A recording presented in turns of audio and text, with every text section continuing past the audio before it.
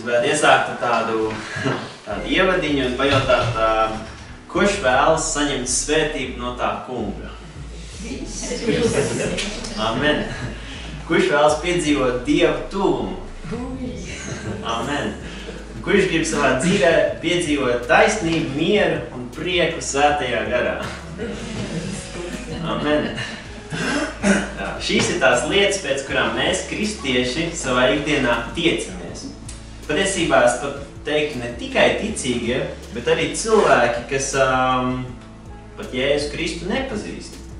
Mēs to varam redzēt un varbūt aizvadītajos līgos svētkos, ka bija ugunskuri pa visu Latviju, dziesmas, svinēšana līdz pat saules lēktam.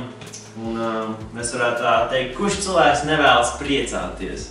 Kurš negrib dzīvot mierā pasaulē bez kariem, vardarbības, liekiem trokšņiem? Un ka mēs visi klusībā pēc tā alkstam un ceram. Un šodien mēs aplūkosim narratīvu, jeb vēsturisku stāstījumu no 2. Samuela grāmatas, kas pieder pie vecās derības svēto rakstu daļas, un kas jūdu tradīcijā arī pieder pie agrīnajiem praviešiem. Un tie aptur laiku no Kanānas iekarošanas 13 gadsimtus pirms Kristus līdz pat 586. gadam pirms Kristus, kad arī babilonieši izpost Jeruzalemi. Un tieši šī 2. Samuela grāmata stāsta par Dāvida valdīšanu dienvidu daļā par Jūdu, un sākot arī no 5. nodaļas par visu Izraēlu tautu.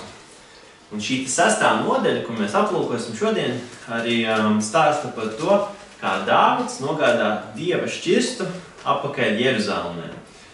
Un pēc aicināšu arī savu sievu lasīt no 2. nodaļas Samuela grāmatas 12. līdz 23. pantam, un kājās piecēlušies, mēs varam ieklausīties Dieva vārdā. 2. Samuela 6, 12 līdz 23. Kad ķēniņam Dāvidam tika paziņots, ka tas kungs ir Obed-Edoma namu un visu, kas tam pieder svētījis Dieva šķirstu labad, tad Dāvids gāja un pilns prieka pāri Dieva šķirstu no Obed-Edoma namu kalnu uz pašu Dāvida pilsētu. Kad tā kunga šķirsta nesēja bija pagājuši 6 soļus, tad viņš upurēja vērsi un varot teļu. Un Dāvids dejoja no visas savas sirds tā kunga priekšā. Un Dāvids bija apjosts tikai ar līna efodu. Tā Dāvids un viss Izraēla nams pārta kalnu tā kunga šķirstu ar gavilēm un taušu skaņām. Un notika, ka tā kunga šķirstu nesa iekšā Dāvida pilsētā, tad Mihala, Saula meita, bija izliekusies pa logu un skatījās. Kad viņa ieraudzīja ķēniņu Dāvida lēkājam un deju soli tā kunga priekšā dejojam, viņa to nolicināja un ienīca savā sirdī. Un tie ienes tā kunga šķirstu un to nolika savā vietā telts vidū, kur Dāvida tam bija uzcēlis. Un Dāvids upurēja dedzināmos upurus un kaujamos pateicības upurus tā kunga priekšā. Kad Dāvids savus dedzināmos upurus un kaujamos pateicības upurus bija beidzis upurēt, tad viņš svētīja tautu tā kunga Cebota vārdā. Un viņš lika izdalīt visai tautai, visai Izraēla draudzei, gan vīriem, gan sievām, ik katram pa maizei, pa gabalam gaļas, pa roziņu rausīm. Un tad visi tauta atgriezās ik viens savās mājās. Kad arī Dāvids atgriezās, lai sveicinātu savu namu, tad Mihala, Saula meita, iznāca Dāvidam pretī un teica, cik cienījami gan ir izturējuši šodien Izraēla ķēniņš, kad viņš bija gandrīz pilnīgi atsadzies savu pavalsnieku kalpoņu acu priekšā, kā to parasti dara tikai nelietīgi vīri. Bet Dāvids atbildēja Mihalai, tas notika tā kunga priekšā, kas man ir izredzējusi, mani celdams augstāk par tavu tēvu un tavu tēva namu, par valdītāju tā kunga tautai par Izraēlu, un es līksmojos tā kunga priekšā. Un es vēl vairāk pazemošos nekā šoreiz un kļūšu zemes savās acīs, bet ar tām kalpoņiem, kurus tu pieminēji, es pieaugu savā godā. Un Mihala, Saula meita, palika bez bērniem līdz savai miršanas dienai. Amen. Varat cēsties.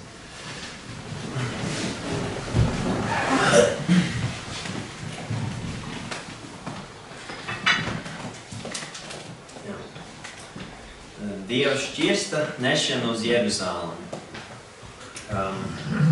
Mēs varam redzēt, un šajā stāstā lasījām, ka līdzīgi kā mēs šodien, tā arī Izraēla tauta aleši tiecās pēc svētības no tā kunga. Un mēs redzam, ka Dāvids, šeit arī lasot, mēs redzam, ka Dāvids ir uzzinājis, ka Dieva šķirstis nes svētību, un ka viņš ir svētījis Obed-Edoma namu. Un tad varētu uzdot jautājumu, kāpēc Dāvidam bija tik svarīgi pārliecināties? Kāpēc Dāvids gaidīja veseli 3 mēnešus, kamēr šis šķirsts atradās Obed-Edoma namā? Un ir arī svarīgi, ja mēs atskatāmies patiesībā 6. nodaļas sākumā, ir svarīgi redzēt, ka viens no šķirsta veidējiem, Uza, kad viņš pirmo reizi veda šķirstu ar vēršu pajūgu. Tad bija tāds brīdis, kad šis viens no vēršiem paklupa, un Uza viņu tā kā mēģināja noķert, lai tas šķirsts nenogāžās. Un Dievs par pieskaršanos šķirstam sodīja Uzu ar nāvi. To mēs varam lasīt 6. nodaļā, 6. līdz 7. pantā. Kad tie nonāca pie Nahona labības klona, tad Uza izstiepa savu roku pret Dievu šķirstu, lai to cieši saturētu, jo vērši paklupa. Tad tā kunga dusmas iekaisa pret Uzu, un Dievs viņu tur baigi sodīja, jo tas bija izdarījis pārkāpumu, un viņš turpat pie Dieva šķirsta nomira. Kāpēc tik bargs sods? No kurienes Dieva dusmām tāds spriedums? Vai mēs nepazīstam mīlošo Dievu, kurš ir labs tēvs un kurš ir žēlsirdīgs? Viņš nevarēja apžēloties arī šajā gadījumā. Bet tie, kas varbūt lasījuši Mūzes grāmatu, to mēs redzam, ka 2. Mūzes grāmatā 25. nodaļā ir teikts no 13. līdz 14. pantam. Tur ir teikts tas, pirmkārt, cik precīzi un cik tā kā niansēti Dieva šķirsts patiesībā bija jāizgatavo, un arī kā šis Dieva šķirsts bija jāpārvieto. Un šajos pantos ir teikts: un darini 2 kārtis no akācija koka un apvelc tās ar zeltu, un izbāz kārtis cauri gredzeniem, kas ir sānos, pie šķirsta, kā ar tām varētu šķirstu nest. Nesamās kārtis, lai paliek šķirsta gredzenos, tās no tiem nav jāizņem. Liktos tā, priekš kam tāds skaidrojums, bet Dievs to tā bija ieteicis. Mēs to varētu salīdzināt ar, kuram ir mašīnas tiesības, kurš brauc ar mašīnu ikdienā. Kāda ir secība pirms jūs uzsākat braukt? Piemēram, es iekāpu mašīnā, es piesprādzējos, es iedarbinu, tad es pielūdzu Dievu, un tad es braucu, lai Dievs svētī un sargā. Un mēs redzam, ka tā līdzīgi ir arī ar šo te Dievu šķirstu, kad Dievs ir noteicis noteiktu instrukciju, kā jāizskatās šķirstam un kā tas jāpārvieto. Un es varētu teikt, ka līdzīgi kā policists var sodīt mani par ceļu satiksmes noteikumu pārkāpumu, tā arī Dievs soda Uzu par to, ka viņš pārkāpa Dieva nosacījums, kā Dieva šķirsts ir jāpārved. Un kā viņš pārkāpa, pirmkārt, Dievs nebija teicis, ka jāapdara vēršiem. Dievs bija teicis, ka jānesē šīm kārtīm. Un es lasot Dievu vārdu, saskatu to, ka viņi nedarīja to, kā vajadzēja. Un tad pēc Dievs iedegās dusmās un sodīja. Un tad jautājums, ko mēs no šī varam mācīties? Un es teiktu, tā pirmā lieta ir, ka neej pretrunā pret Dieva vārdu. Ja Dievs kaut ko skaidri noteicis savā vārdā, tad tas nav patvaļīgi pildāms. Ja šķirsts ir jānesais 2 kārtīm, tad tas tā ir jādara. Ja tev nebūs zakt, tad nezodas. Un mēs esam secināti, ka pārkāpjot Dieva likumu, Dievam ir visas tiesības mani sodīt par to. Izklausās skarbi, bet es teiktu, tas ir patiesi. Tad mēs redzam tālāk. Tomēr otrajā reizē, šis stāsts ir tāds, kad ved šo šķirstu, viņu pārvedā nepareizi, Dievs soda, Dāvids izdomā, tomēr nevedīšu uz Jeruzalemi, uz 3 mēnešiem ieliek šo šķirstu Obed-Edoma namā. Tad šie 3 mēneši pagājuši, un Dāvids redz, ka Obed-Edoma nams tiek svētīts. Kā svētīts? Tas netiek atklāts, bet Dievs svēta. Tikai tāpēc, ka šis šķirsts atrodas šajā namā, viņš svētī šo namu. Un tad Dāvids ķers klāt otriem piegājienam, pārvadāt šķirstu uz Jeruzalemi, uz savu pilsētu. Un šoreiz jau var nojaust, ka šajā otrajā reizē Dāvids visu dara, kā mēs teiktu, kā pēc grāmatas. Ka šķirstam ir nesēji, Dāvids vēl piedāvā pēc 6 soļiem pienes upuri tam kungam, barotu teļu un lopu. Un šķirsts tiek pārnēsāts tā, ka tas ir Dieva goda cienīgi. Neviens netiek nogalināts viņa dusmu dēļ. Un vēl mēs piedāvām redzam, ka valda vešanas laikā arī prieka saucieni, līgsmība, taures skaņas un tāda atmosfēra, kurā šķietam grūti nesākt kustināt savu ķermeni tauru skaņu ritmā. Un to mēs redzam 14. pantā. Un Dāvids dejoja no visas sirds, jeb no cik spēka, tā kunga priekšā. Un Dāvids bija apjosts tikai ar linu efodu. Jā, pārdroši un brīvi no ķēniņa, kurš pārvalda visu Izraēlu valsti, vai ne? Iedomājieties, ka bīskaps kongresā dejotu visu priekšā draudzes. Nevis uzvalkā, bet tādās brīvās drēbēs. Es to varētu salīdzināt aptuveni tā. Un, protams, ka tik spēcīga un enerģiska deja nepaliek neievērota. Un to mēs redzam arī tālākajos pantos šajā stāstā. Bet pirms mēs varbūt ķeramies klāt, kas notika pēc šīs dejas, mēs varam īstenībā paņemt vēl vienu tādu ļoti, es teiktu, spēcīgu lietu no šī stāsta, ka baudi sadraudzību ar to kungu. Un, ja esi droši, ka dari visu pēc tā kunga prāta un saņem svētību no viņa, tad dari to no sirds. Ka mēs redzējām, ka Dāvids dejoja cik spēka, bet viņš dejoja tā kunga priekšā. Mēs arī varētu izaugt pantu no Korintiešiem 10. nodaļas, 31. pants arī saka, tāpēc vai ēdat vai dzerat, visu dariet Dievam par godu. Un Dāvids dejoja no sirds, jo viņš patiesi priecājās, ka šoreiz viņš to dara pareizi, ka šķirsts tiek pārnēsāts tā, kā Dievs to ir paredzējis, un nebija vairs nekādas ēnas vai likuma pārkāpumu. Un varētu teikt, ka tu esi sadraudzībā, jeb šajās te attiecībās ar savu radītāju, ar savu Dievu, ar debes tēvu, tad nekaunies no citiem un esi drošs arī par to pastāvēt un liecināt. Un, pēc šīs idejas Dāvids pārnes šo šķirstu, un to mēs lasām 16. pantā. Un notika, ka tā kunga šķirstu nes iekšā Dāvida pilsētā, tad Mihala, Saula meita, bija izliekusies logu un skatījās. Kad viņi ieraudzīja ķēniņu Dāvidu lēkājam un dejas solī tā kunga priekšā dejojam, viņa to nonicināja un ienīda savā sirdī. Jā. Kādam prieks un līgsmība, bet tur blakus kāds ieļaunojas. Kāpēc tāda reakcija? Vai nevarēja neienīst? Vai nevarēja priecāties līdzi? Vai vismaz apdomāt redzētu un vēlāk būtu uzdot jautājumu Dāvidam? Dāvid, kā tu sajūti, ka bija tik līgsmi jādejo tā kunga priekšā, vai kur tu iemācījies tādus deju soļus? Bet tas tā nenotika.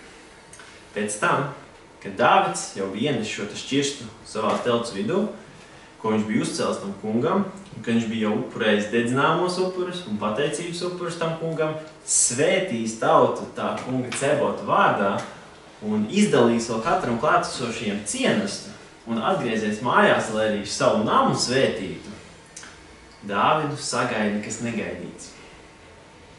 Dāvidu pēc garas kalpošanas dienas mājās sagaida nosodoša sieva. Un to mēs lasām 20. pantā, ko Mihala saka Dāvidam, ka viņš ierodas namā. Nu gan godājums šodien bija Izraēla ķēniņš, izģērbies verdzeņu un vēroga priekšā kā tāds salašņi. Jā. Dāvids dod uz savu namu, lai to svētītu, bet pretī saņem šo, lai nepateiktu vairāk. Un stāstā par Saula un Dāvida attiecībām, ja mēs palasītu vairākas nodaļas atpakaļ, tad mēs redzam, ka Mihala patiesībā tika izprecināta Dāvidam ar tādu nejauku nodomu. Bet Saula meita Mihala iemīlēja Dāvidu, kad tas tika pateikts Saulam, tad tas viņam patika. Un Sauls nodomāja, To es viņam došu par sievu, lai tā kļūst viņam par slazda valgu, lai viņš krīt filistiešu rokā. Viltīgs un nelāks nodoms jau ir novērojams priekš šīs laulības jau pašā laulības sākumā. Bet acīm redzami Dāvidu visu šo laiku sargāja tas kungs. Un viņam veicās kaujās, un nekas no šī ļaunā nodoma neīstenojās. Arī nesot šķirstu, Dāvids zina, uz ko viņš ir parakstījies, un kā priekšā viņš to darīja. Tāpēc šie draudi viņu vispār neizšauba. 21. un 22. pantā ir redzama viņa pārliecība un atbilde Mihalai. Nē, tā kunga priekšā, kas man ir izredzējis būt pārākam par tavu tēva namu, par tavu tēvu un visu viņa namu, kas iecēlis mani par valdnieku kunga tautai un Izraēlam. Un es līksmoju tā kunga priekšā. Pat ja es būtu vēl vairāk izmities un kailāks šīm verdzenēm, par kurām tu runāji, es būtu godājams. Dāvids zina, ka viņš baudīja sadraudzību ar to kungu, un kur atrastos kāds, kas varētu pierādīt pretējo.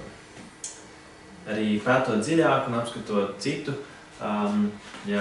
teologu viedokļus par šo raksturvietu, man ļoti uzrunāja viena priestera, tāda Roberta Barona apgalvojums. Viņš apgalvo šādi, ka Dāvida enerģiskā dejošana Dieva šķirsta priekšā ir cilvēces dejošana kopā ar kungu, atjaunojot harmoniju, kas valdīja Ēdenē. Kad viss tas tiek darīts tā, kad viss tiek darīts tā, kā tas kungs to ir teicis savā vārdā, tad starp cilvēku un Dievu valda sadraudzība. Un to mēs varam novērot arī šajā stāstā starp Dāvidu un Dievu. Var arī novērot to, ka ar Mihalu, šo te sievu Dāvidu, nekas ļauns vēl nenotika, kamēr viņa vēl tikai ienīda viņu savā sirdī. Bet līdz, ko viņa sāka atklāt ar vārdiem, pārnes Dāvidam, sāka noniecināt un pat apsaukāt Dāvidu par to, ko viņš darīja tam kungam, tad pār viņu nāca sots, un viņa palika bez bērniem līdz savu mūža galam. Sāpīgs iznākums. Tajā laikā bija ļoti liels negods sievietei palikt bez bērniem, jo bērni ir tā kunga svētība. Un tad arī jautājums, ko mēs no šī varam mācīties? Es teiktu, ka sargā savu sirdi. Kā arī Salmona pamācībās 4. nodaļā 23. pantā ir teikt, pāri visam, kas jāsargā, sargā savu sirdi, jo no turienes rosās dzīvība.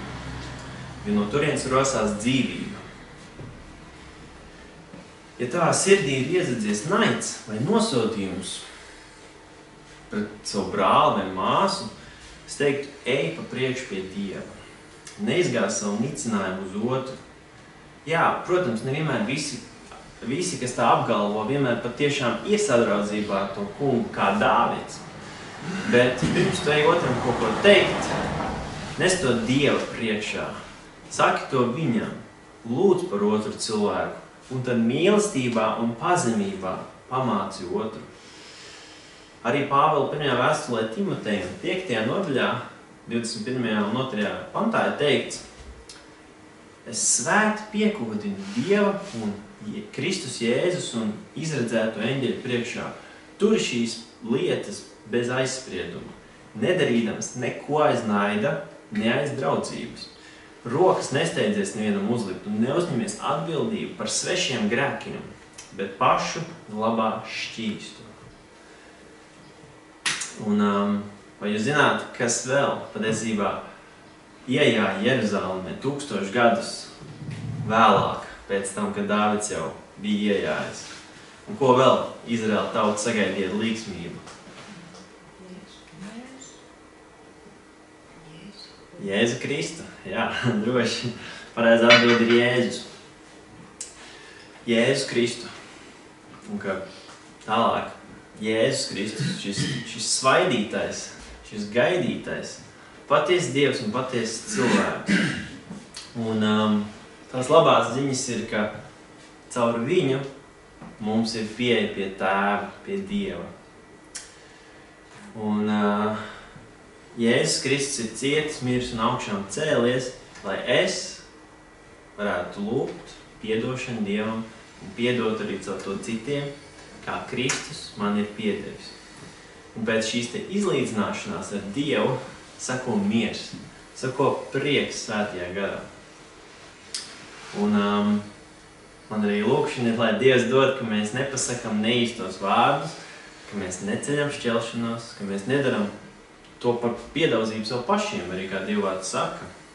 Bet tā vietā izmeklējam savu sirdi un vispirms tā kunga priekšā, un tad saņemot viņa svētību.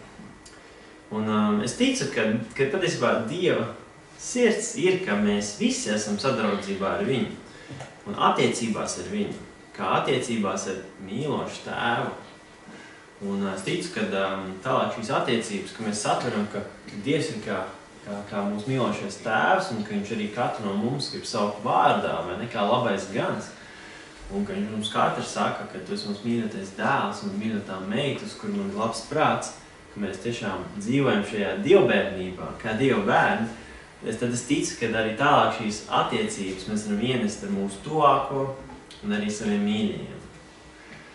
Un iespējams arī svešiniekiem, jā, šo sludināt un liecināt. Un tad es ticu, ka patiesi mēs varam būt Dieva tuvumā caur Jēzu un ieaicināt tajā citus. Un es jums gribu atstāt tādu pēdējo teikumu ar jautājumu, ka Dāvids savu Dieva tuvumu izdejoja. Bet kā tu piedzīvosi savu Dieva tuvumu? Varbūt ne visiem tā būs deja, kā Dāvidam, Dievu priekšā. Varbūt kādam būs, varbūt nebūs. Bet svarīgi ir, ka mēs tiešām esam tā kunga tuvumā, viņa priekšā un varam būt sadraudzībā ar viņu. Jā. Lūksim. Paldies Tev, Dievs, ka Tu esi tiešām vadījis un runājis caur praviešiem, caur cilvēkiem, caur Teviem izredzētiem Dieva ļaudīm, cauri gadiem, cauri gadsimtiem. Un paldies, ka no Dāvida, no šī te vīra, kurš bija arī ķēniņš, ka no viņa vēlāk arī nāca Tu, Jēzu, nāca Tu, Kristu. Un ka Tu nāci, lai sagrautu šo te robežu, lai noņemtu šo te šķietami neredzamo stiklu Tēvs, kas ir starp mums un starp Tevi, Dievs. Un kā pazemībā nākot un pazemībā lūdzot piedošanu, Tu patiesi esi taisns un Tu piedod un šķīsti mūs no visas netaisnības. Paldies Tev par to. Lūdzu, ka mēs varam ņemt un staigāt ar Tavu vārdu, Tavu garu, tiešām staigāt garā. Staigāt garā un tādējādi miesas kādi arī uzveikt mums, darīt darbus, kas ir Tev cienīgi. Vispirms mūsu brāļiem, māsām un arī visiem pārējiem kungs. Ka mēs nebūtu gaismu šajā pilsētā un arī tās vienmēr zināt, ka mums ir droša vieta, mūsu galvenmērķis ir debesīs un mūžīgajā dzīvībā. Caur Tevi, Jēzu Kristu. Amen.